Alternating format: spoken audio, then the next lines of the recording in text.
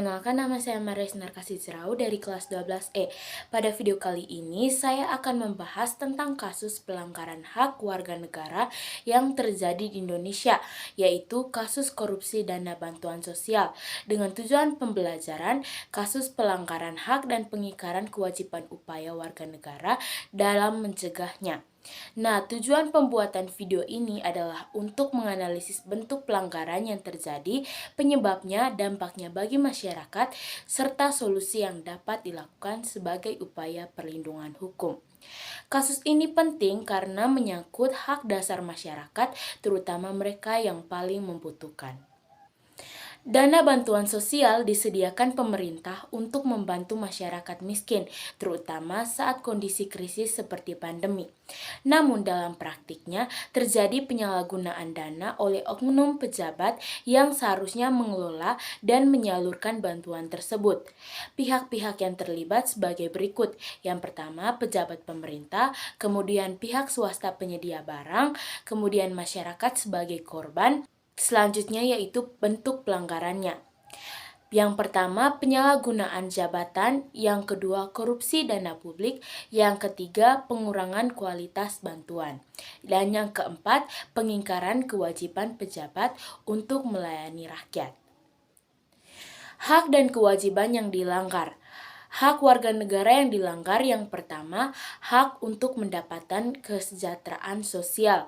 Yang kedua, hak atas perlakuan yang adil.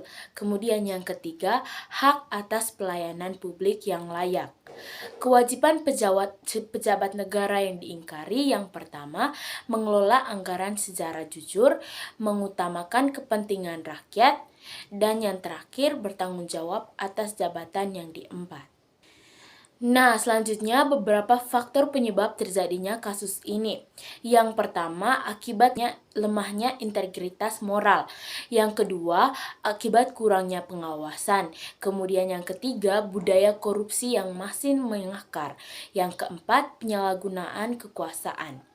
Nah teman-teman, kalau kita kritisi sedikit, apakah ini hanya soal individu yang tidak jujur atau sistem pengawasan kita memang belum cukup kuat? Artinya masyarakat bukan cuma moral pribadi, tetapi juga struktur kekuasaan yang memungkinkan penyimpangan terjadi. Nah, dampaknya yaitu yang pertama bagi individu, di mana bantuan tidak sampai atau tidak layak. Yang kedua, bertambahnya beban ekonomi. Nah, bagi masyarakatnya, itu akibatnya turunnya kepercayaan terhadap pemerintah, kemudian meningkatnya rasa ketidakadilan. Kemudian dampaknya bagi negara adalah kerugian keuangan, kemudian citra hukum yang lemah, dan rusaknya legitimasi pemerintahan. Selanjutnya teman-teman, solusi dan upaya perlindungan hukum. Yang pertama, solusi bagi warga negara. Berani melaporkan penyimpangan, kemudian mengawasi penggunaan anggaran publik, dan tidak bersikap apatis. Selanjutnya yaitu peran pemerintah dan lembaga hukum. Yang pertama, penegakan hukum yang tegas tanpa pandang bulu. Yang kedua, transparansi anggaran. Yang ketiga, penguatan sistem pengawasan. Kemudian yang keempat, edukasi anti korupsi sejak dini. Nah, sikap yang seharusnya ditunjukkan masyarakat, yang pertama, menolak budaya suap sekecil apapun. Yang kedua, bersikap kritis terhadap kebijakan publik.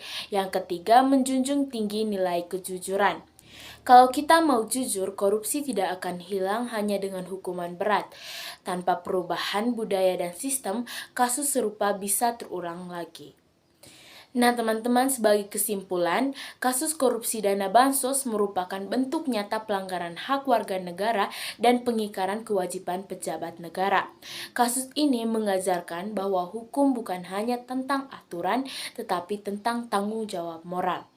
Sebagai generasi muda, kita harus membangun budaya kejujuran dan keberanian untuk bersuara. Karena negara yang kuat bukan hanya dibangun oleh pemimpinnya, tetapi oleh warganya yang sadar hak dan kewajibannya.